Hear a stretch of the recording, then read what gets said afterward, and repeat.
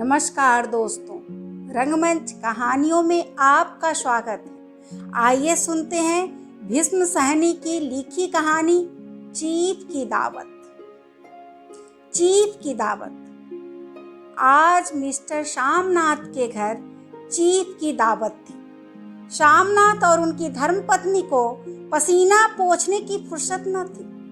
पत्नी dressing gown पहने, उलझे हुए बालों का जूरा बनाए, मुंह पर फैली हुई सुर्खी और पाउडर को मले और फिर मिस्टर श्यामनाथ सिगरेट पर सिगरेट फूंकते हुए चीज़ों को फेहरिस्त हाथ में थामे एक कमरे से दूसरे कमरे में आ जा रहे थे। आखिर 5 बजते बजते तैयारी मुकम्मल होने लगी। कुर्सियाँ, मेज, तिपाइयाँ, नैपकिन, फूल सब बरामदे में पहुंच गए। ड्रिंक का इंतजाम बैठक में कर दिया गया। अब घर का फालतू सामान अलमारियों के पीछे और पलंगों के नीचे छिपाया जाने लगा। तभी श्यामनाथ के सामने सहसा एक अड़चन खड़ी हो गई। माँ का क्या होगा? इस बात की ओर न उनका और न उनकी कुशल गृहिणी का ध्यान गया था। मिस्टर श्यामनाथ श्रीमती की ओर घूमकर अंग्रेजी में बोले, माँ का क्या होगा? श्रीमती काम करते करते ठहर गई और थोड़ी देर तक सोचने के बाद बोली, इन्हें पिछवाड़े इनकी सहेली के घर भेज दो। रात भर बेशक वहीं रहे, कल आ जाए। श्यामनाथ सिगरेट मुंह में रखे शिकुरी आंखों से श्रीमती के चेहरे की ओर देखते हुए पल भर सोचते रहे। फिर सिर हिलाकर बोले, नहीं, मैं नहीं चाहता कि उस बुढ़िया का आना जाना यहाँ फिर से शुरू हो। पहले ही बड़ी मुश्किल से बंद किया था। माँ से कहे कि जल्दी खाना खा के शाम को ही अपनी कोठरी में चली जाए। मेहमान कहीं 8 बजे आएंगे, इससे पहले ही अपने काम निपटा ले। सुझाव ठीक था, दोनों को पसंद आया, मगर फिर सहसा श्रीमती बोल उठी। वह सो गई और नींद में खर्राटे लेने लगी तो शायद ही तो बरामदा है जहां लोग खाना खाए, तो इन्हें कह देंगे कि अंदर से दरवाजा बंद कर ले, मैं बाहर से ताला लगा दूंगा। या माँ को कह देता हूँ कि अंदर जाकर सोए नहीं, बैठी रहे, और क्या। और जो सो गई तो डिनर का क्या मालूम कब तक चले। 11-12 बजे तक तो तुम ड्रिंक ही करते रहते हो। श्यामनाथ कुछ खींच उठे, हाथ झटकते हुए बोले, अच्छी भली या भाई के पास जा रही थी, तुमने यूं ही खुद अच्छा बनने के लिए बीच में टांग अड़ा दी। वाह, तुम माँ और बेटे की बातों में मैं क्यों बुरी बनूं? तुम जानो और वह जाने। मिस्टर श्यामनाथ चुप रहे। यह मौका बहस का न था, समस्या का हल ढूंढने का था। उन्होंने घूमकर माँ की कोठरी की ओर देखा। कोठरी का दरवाजा बरामदे में खुलता था। बरामदे की ओर देखते हुए झट से बोले, मैंने सोच लिया है। और उन्हीं कदमों माँ की कोठरी के बाहर जा खड़े हुए। माँ दीवार के साथ एक चौकी पर बैठी, दुपट्टे में मुंह सिर लपेटे माला जप रही थी। सुबह से तैयारी होती देखते हुए माँ का भी दिल धड़क रहा था। बेटे के दफ्तर का बड़ा साहब घर पर आ रहा है, सारा काम सुविधे से चल जाए। माँ, आज तुम खाना जल्दी खा लेना, मेहमान लोग 7:30 बजे आ जाएंगे। माँ ने धीरे से मुंह पर दुपट्टा हटाया और बेटे को देखते हुए कहा, आज मुझे खाना नहीं खाना है। बेटा, तुम जो जानते हो, मांस मछली बने तो मैं कुछ नहीं खाती। जैसे भी हो, अपने काम से जल्दी निपट लेना। अच्छा बेटा। और माँ, हम लोग पहले बैठक में बैठेंगे, उतनी देर तुम यहाँ बरामदे में बैठना, और फिर जब हम यहाँ आ जाए तो तुम गुसलखाने के रास्ते बैठक में चली जाना। माँ अवाक बेटे का चेहरा देखने लगी, फिर धीरे से बोली, अच्छा बेटा। और माँ, आज जल्दी सो नहीं जाना, तुम्हारे खर्राटों की आवाज दूर तक जाती है। माँ लज्जित सी आवाज में बोली, क्या करूं बेटा, मेरे बस की बात नहीं है। जब से बीमारी से उठी हूँ नाक से सांस नहीं ले जा सकती। मिस्टर श्यामनाथ ने इंतजाम तो कर दिया, फिर भी उनकी उधेड़-बुन खत्म नहीं। जो चीफ अचानक उधर आ निकला तो 8-10 मेहमान होंगे, देशी अफसर, उनकी स्त्रियां होंगी। कोई भी गुसलखाने की तरफ जा सकता है। क्षोभ और क्रोध में वह झुंझलाने लगे। एक कुर्सी को उठाकर बरामदे में कोठरी के बाहर रखते हुए बोले, आओ माँ, इस पर जरा बैठो तो। माँ माला संभालती, पल्ला ठीक करती उठी और धीरे से कुर्सी पर आकर बैठ गई। यूं नहीं, माँ टांगे ऊपर चढ़ाकर नहीं बैठते, यह खाट नहीं है। माँ ने टांगे नीचे उतार ली। और खुदा के वास्ते नंगे पांव नहीं घूमना, ना ही वह खड़ाऊं पहनकर सामने आना। किसी दिन तुम्हारी यह खड़ाऊं उठाकर मैं बाहर फेंक दूंगा। माँ चुप रही। कपड़े कौन से पहनोगी माँ? जो है वही पहनूंगी बेटा, जो कहो पहन लूं। मिस्टर श्यामनाथ सिगरेट मुंह में रखे फिर अधखुली आंखों से माँ की ओर देखने लगे और माँ के कपड़ों की सोचने लगे। श्यामनाथ हर बात में तरतीब चाहते थे। घर का सब संचालन उनके अपने हाथ में था। खूटियां कमरों में कहाँ लगाई जाए, बिस्तर कहाँ पर बिछे, किस रंग के पर्दे लगाए जाए, श्रीमती कौन सी साड़ी पहने, मेज किस साइज की हो। श्यामनाथ को चिंता थी कि अगर चीफ का साक्षात माँ से हो गया तो कहीं लज्जित नहीं होना पड़े। माँ को सिर से पांव तक देखते हुए बोले, तुम सफेद कमीज और सफेद सलवार पहन लो। माँ पहन के आओ तो जरा देखूं। माँ धीरे से उठी, अपनी कोठरी में कपड़े पहनने चली गई। यह माँ का झमेला ही रहेगा। उन्होंने फिर अंग्रेजी में अपनी स्त्री से कहा, कोई ढंग की बात हो तो भी कोई कहे। अगर कहीं कोई उल्टी सीधी बात हो गई, चीफ को बुरा लगा तो सारा मजा जाता रहेगा। माँ सफेद कमीज और सफेद सलवार पहनकर बाहर निकली। छोटा सा कद, सफेद कपड़ों में लिपटा छोटा सा सूखा हुआ शरीर, धुंधली आंखें, केवल सिर के आधे झड़े हुए बाल पल्ले की ओट में छिप पाए थे। पहले से कुछ कम कुरूप नजर आ रही थी। चलो ठीक है, कोई चूड़ियां बुड़ियां हो तो वह भी पहन लो, कोई हरज नहीं। चूड़ियां कहाँ से लाऊं?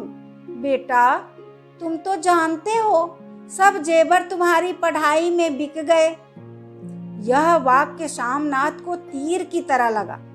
तिनक कर बोले, यह कौन सा राग छेड़ दिया? माँ सीधा कह दो नहीं है जेवर, बस। इसमें पढ़ाई वढ़ाई का क्या ताल्लुक है? जो जेवर बिका तो कुछ बनकर ही आया हूँ। निरा लंडूरा तो नहीं लौट आया। जितना दिया था उससे दुगुना ले लेना। मेरी जीभ जल जाए बेटा, तुमसे जेवर लूंगी। मेरे मुंह से यूं ही निकल गया, जो होते तो लाख बार पहनती। 5:30 बज चुके थे। अभी मिस्टर श्यामनाथ को खुदा भी नहा धोकर तैयार होना था।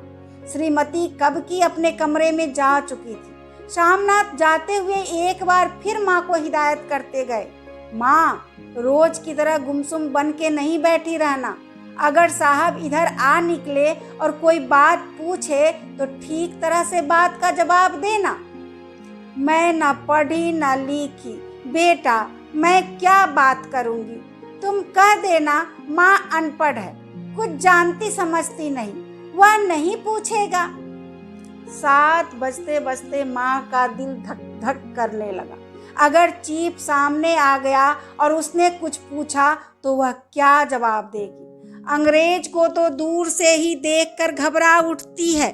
यह तो अमेरिकी है, न मालूम क्या पूछे। मैं क्या कहूँगी? माँ का जी चाहा कि चुपचाप पिछवाड़े विधवा सहेली के घर चली जाए, मगर बेटे के हुक्म को कैसे टाल सकती थी। चुपचाप कुर्सी पर से टांगे लटकाए वहीं बैठी रही।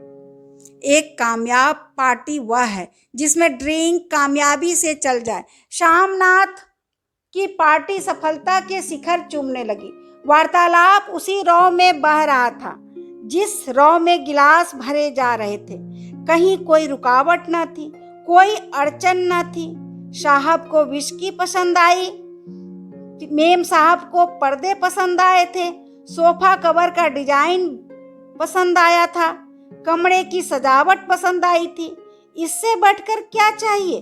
साहब तो ड्रिंक के दूसरे दौर में ही चुटकुले और कहानियां कहने लग गए थे। दफ्तर में जितना रोब रखते थे, यहाँ पर उतने ही दोस्त परवर हो रहे थे। उनकी स्त्री काला गाउन पहने, गले में सफेद मोतियों का हार, सेंट और पाउडर की महक से ओत प्रोत कमरे में बैठी सभी देसी स्त्रियों की आराधना का केंद्र बनी हुई थी। बात बात पर हंसती, बात बात पर सिर हिलाती और शामनाथ की स्त्री से तो ऐसे बातें कर रही थी जैसे उनकी पुरानी सहेली हो। और इसी रौ में पीते पिलाते 10:30 बज गए। वक्त गुजरते पता ही न चला। आखिर सब लोग अपने अपने गिलासों में से आखिरी घूंट पीकर खाना खाने के लिए उठे और बैठक से बाहर निकले। आगे आगे शामनाथ रास्ता दिखाते हुए और पीछे पीछे चीफ और दूसरे मेहमान। बरामदे में पहुंचते ही शामनाथ सहसा ठिठक गए। जो दृश्य उन्होंने देखा उससे उनकी टांगें लड़खड़ा गई और क्षण भर में सारा नशा हिरन होने लगा। बरामदे में एन कोठरी के बाहर माँ अपनी कुर्सी पर ज्यों की त्यों बैठी थी, मगर दोनों पांव कुर्सी की सीट पर रखे हुए और सिर दाएं से बाएं और बाएं से दाएं झूल रहा था और मुंह में से लगातार गहरे खर्राटों की आवाजें आ रही थी। जब सिर कुछ देर के लिए टेढ़ा होकर एक तरफ को थम जाता तो खर्राटे और भी गहरे हो उठते और फिर जब झटके से नींद टूटती तो सिर फिर से दाएं से बाएं झूलने लगता। पल्ला सिर पर से खिसक आया था और माँ के झरे हुए बाल आधे गंजे सिर पर अस्त व्यस्त बिखर रहे थे। देखते ही शामनाथ क्रुद्ध हो उठे।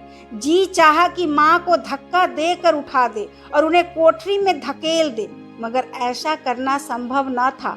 चीफ और बाकी मेहमान पास खड़े थे। माँ को देखते ही देशी अफसरों की कुछ स्त्रियां हंस दी कि इतने में चीफ ने धीरे से कहा, पुअर डियर। माँ हड़बड़ा कर उठ बैठी।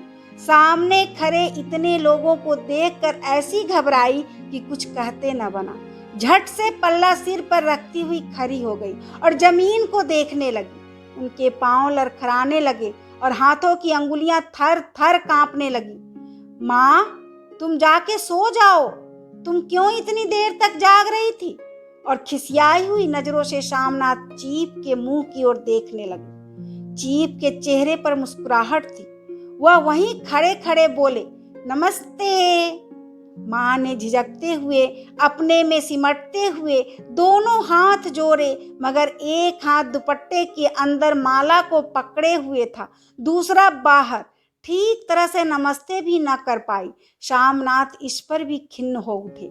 इतने में चीफ ने अपने दायां हाथ मिलाने के लिए माँ के आगे किया। माँ और भी घबरा उठी। माँ, हाथ मिलाओ। पर हाथ कैसे मिलाती? दाएं हाथ में तो माला थी।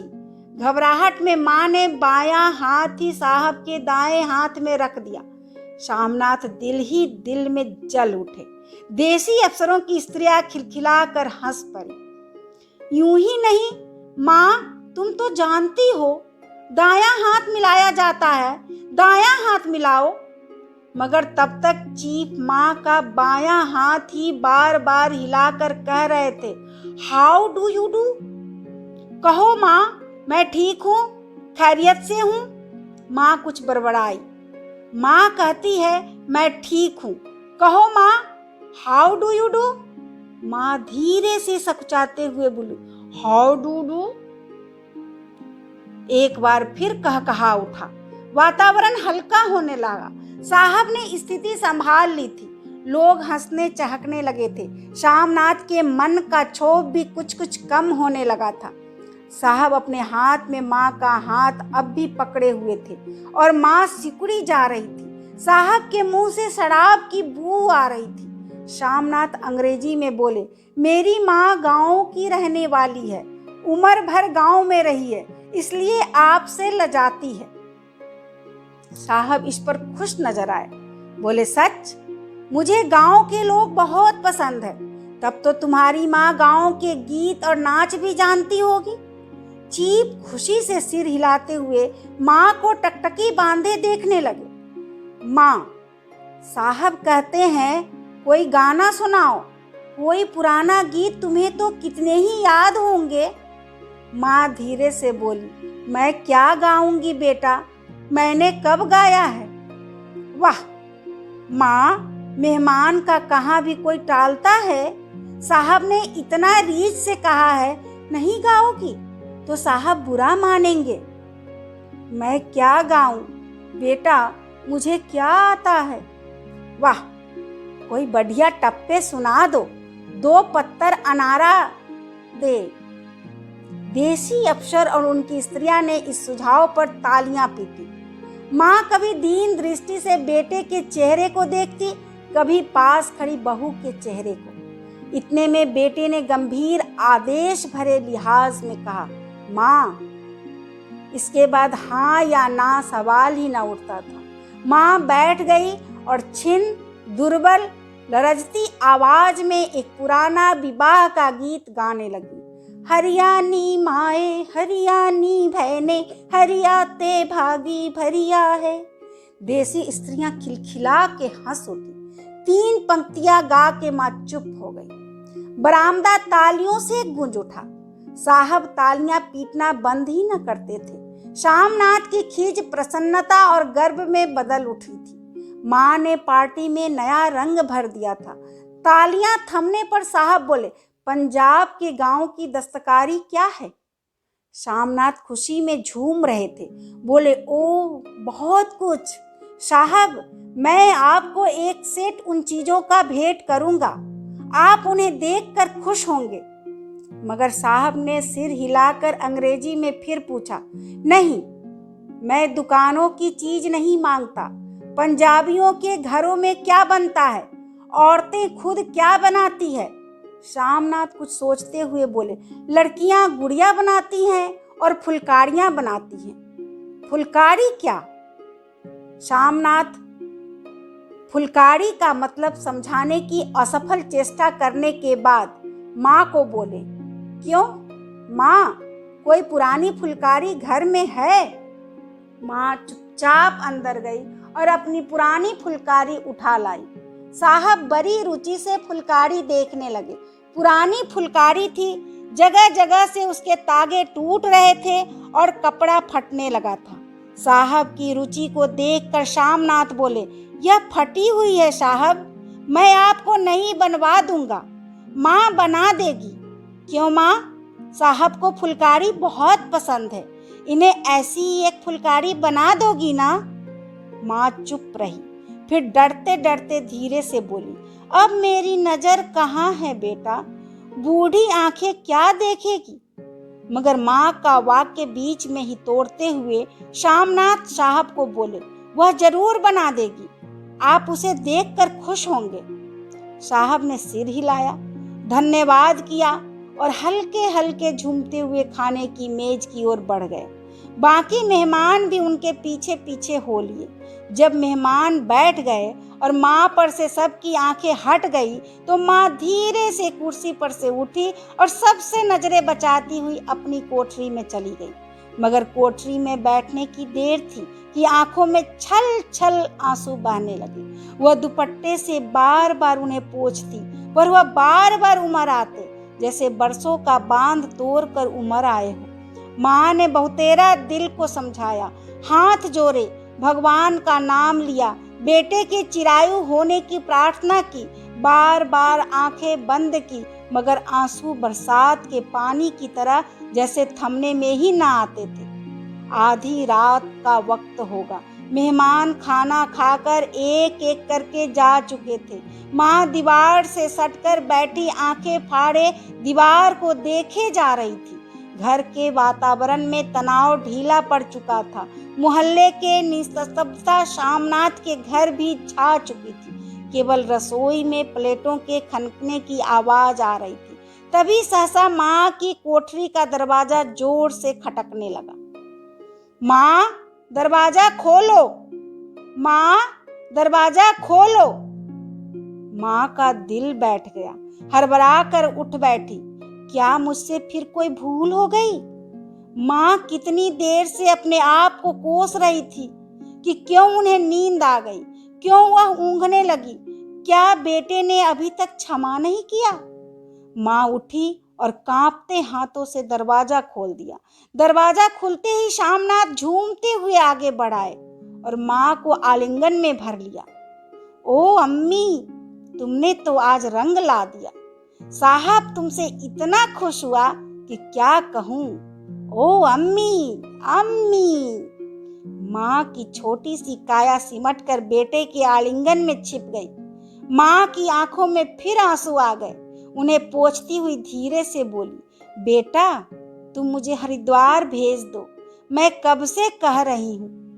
शामनाथ का झूमना सहसा बंद हो गया और उनकी पेशानी पर फिर तनाव के बल पड़ने लगे। उनकी बाहें माँ के शरीर पर से हट गई। क्या कहा? माँ, यह कौन सा राग तुमने फिर छेड़ दिया? शामनाथ का क्रोध बढ़ने लगा था। बोलते गए, तुम मुझे बदनाम करना चाहती हो ताकि दुनिया कहे कि बेटा माँ को अपने पास नहीं रख सकता। नहीं बेटा, अब तुम अपनी बहू के साथ जैसा मन चाहे रहो। मैंने अपना खा पहन लिया, अब यहाँ क्या करूँगी?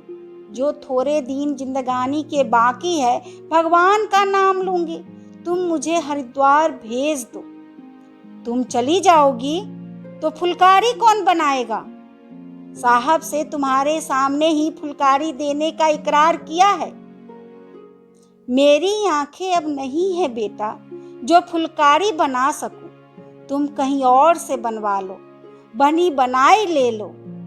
माँ, तुम मुझे धोखा देके यूं चली जाओगी, मेरा बनता काम बिगाड़ोगी। जानती नहीं, साहब खुश होगा तो मुझे तरक्की मिलेगी। माँ चुप हो गई, फिर बेटे के मुंह की ओर देखती हुई बोली, क्या तेरी तरक्की होगी? क्या साहब तेरी तरक्की कर देगा? क्या उसने कुछ कहा है? कहा नहीं, मगर देखती नहीं कितना खुश गया है। कहता था जब तेरी माँ फुलकारी बनाना शूट डिग्री करेगी तो मैं देखने आऊंगा कि कैसे बनाती है। जो साहब खुश हो गया तो मुझे इससे बड़ी नौकरी भी मिल सकती है, मैं बड़ा अफसर बन सकता हूँ। माँ के चेहरे का रंग बदलने लगा। धीरे धीरे उनका झुर्रियों भरा मुंह दिखने लगा। आंखों में हल्की हल्की चमक आने लगी, मुंह खिलने लगा। वो तेरी तरक्की होगी बेटा, तरक्की यूं ही हो जाएगी। साहब को खुश रखूंगा तो कुछ करेगा, वरना उसकी खिदमत करने वाला और भी है, तो मैं बना दूंगी बेटा, मैं जरूर बना दूंगी।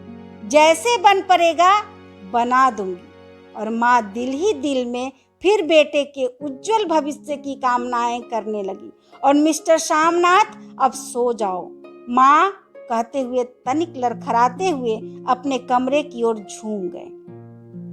तो अभी आप सुन रहे थे चीफ की दावत, भीष्म साहनी की लिखी हुई कहानी। कैसी लगी आपको ये कहानी? अपने विचार मेरे कमेंट बॉक्स में लिखें तथा मेरे यूट्यूब चैनल को लाइक और सब्सक्राइब करें। सपोर्ट के लिए धन्यवाद।